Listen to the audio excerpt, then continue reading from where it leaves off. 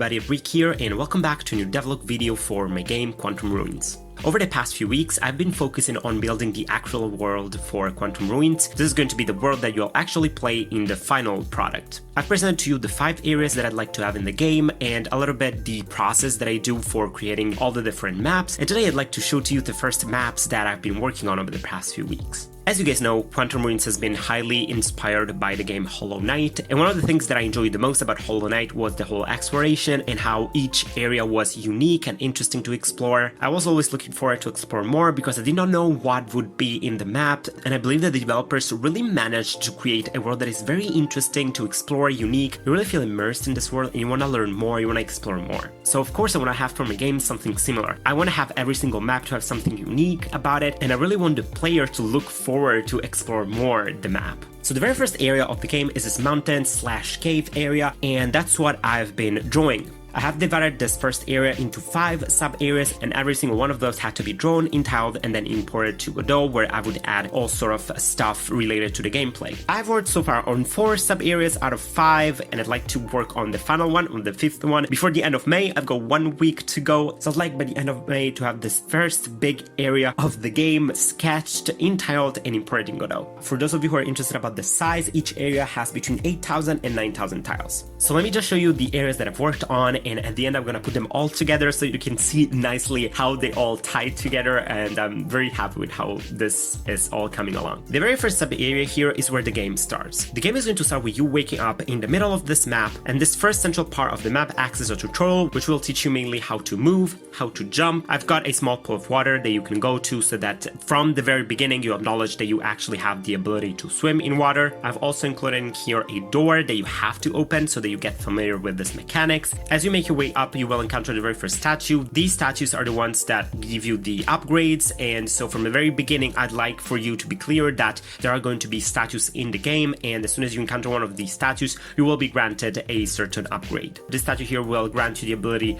to absorb energy. This is going to be used throughout the whole game. As you exit this tutorial area, you can either go upwards or you can continue walking and enter another sub area, or you can either go down, and as you go downwards you will encounter the very first enemy. I'm only going to put 1 or 2 enemies so that you can learn their behavior and you will not be overwhelmed by a large number of enemies. The lower part of the map is actually blocked the very first time around. You will have to go through another sub area to actually unlock this part, or you will have to have unlocked the wall jump. As you make your way through these caves, you will enter the 1.1 map.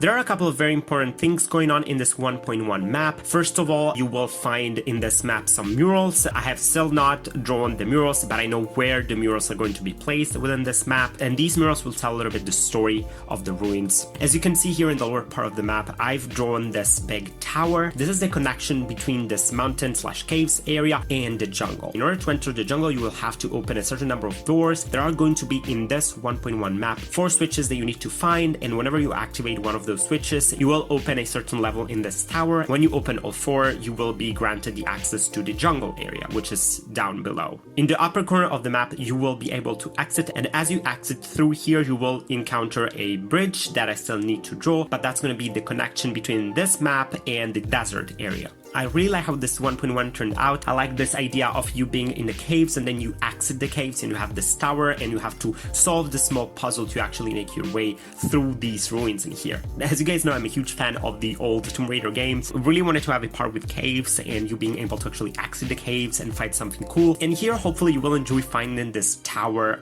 as you exit the caves. Now let's go back to 1.0 at the exit of our tutorial area. If we continue walking, we will enter possibly my favorite map ever, which is the waterfall part. Let me show you this map real quick in here. I'm very proud with how this turned out, and I'm sure that you guys will love playing through this map. The main attraction here in this map, besides the waterfall, is the exploration base, which is right in the middle. As you can see in here, the idea is that there is this waterfall and the base is sort of like in a cave in the waterfall, and so you have the water going down in front of your base. And of course it's still a sketch, but I can already see in my mind how cool this is going to be once I actually work more on the graphics for this part. The upper part of the waterfall is actually going to be blocked. You will not be able to access it without a specific upgrade. And as I'm drawing these maps, I always ask myself which upgrades you need to actually get to certain points, and so I'm blocking certain parts accordingly. On the left side of the waterfall, even though it's not there yet, there's going to be an elevator that will connect this to the beach, which is going to be down below. And the idea here is that you'll be able to fix this elevator, and so with this elevator you'll be able to traverse very easily this waterfall part. In the lower part of the map, I also added a secret spot in the middle that you will not be able to access unless you find the teleport upgrade, and I really like these ruins which are sort of hidden below the waterfall. I really like how this idea turned out. And for those who are interested, if you actually fall, you will go down to the lower area where there's going to be a pool of water, so you will not die here. You will actually traverse and enter a different area of the game.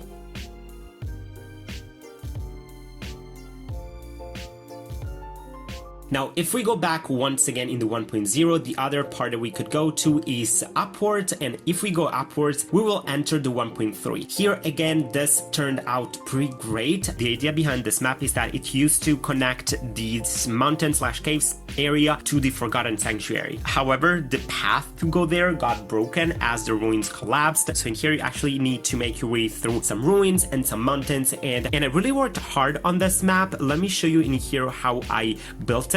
I started by defining the paths that I wanted to have. I used a different layer in tile with some yellow tiles. I just drew in advance the different paths that you can take, and I also made sure to actually cut certain paths so that I will actually guide you through this map. The idea here is that you need to feel like you have full freedom to explore everywhere, but in reality there are certain paths that you can take and other paths that you cannot take. What I've drawn in here in red are some paths that you will not be able to access without an upgrade. So once you get the upgrades, you will be able to just navigate through this area all nicely with no problems. As you can see in here, there's a big tower, and the idea is that before you could actually go upwards in this tower, and from this tower you could go very easily to the sanctuary. As it got broken, you can only go upwards for a couple of floors, and then you need to exit the tower and re-enter the tower and exit the tower again. And I'd like to have something interesting at the very top, and in order to get to the very top you will have to unlock a couple of upgrades. And overall I think that this map turned out pretty well. I'm excited to get to a point where I'll actually polish this whole map, but seeing it already like this, and it's already playable, I can already experience a little bit what the actual game is going to be like. And now let's actually have a look at the 4 maps all together. This is so cool to look at. I'm very proud with how this is all coming all together. Of course there is one missing, which is going to be at the top of the waterfall, and that's going to be the peak of the mountain. Very excited to be working on that next. And overall there may be some transitions that I still need to adjust, but overall I think that this mountain area is turning out as I wanted, and hopefully it will be interesting to explore. I'm trying to have each single sub area to be as unique as possible, and I think that I'm getting there. So this is all I've got so far. It's actually a lot of work, but I'm actually having a lot of fun creating the game as I want it to be, as interesting as it can be, and I'm very excited to see you guys play through it. I also want to thank you all for the support. We just broke 23,000 subscribers, so thank you so much for subscribing. And I also wanted to let you guys know that I finally invested in an actual microphone. I ordered one and it will come here in a couple of weeks, so finally I will stop recording my videos on my bathroom floor on my phone, and the audio of these videos is gonna be better finally. On this note, I hope you guys have a wonderful day. Let me know what you think about this mountain area. What do you like the most about it? What is the one thing that you enjoyed the most? And yeah, I hope you guys have a wonderful day, and I'll see you in my next video.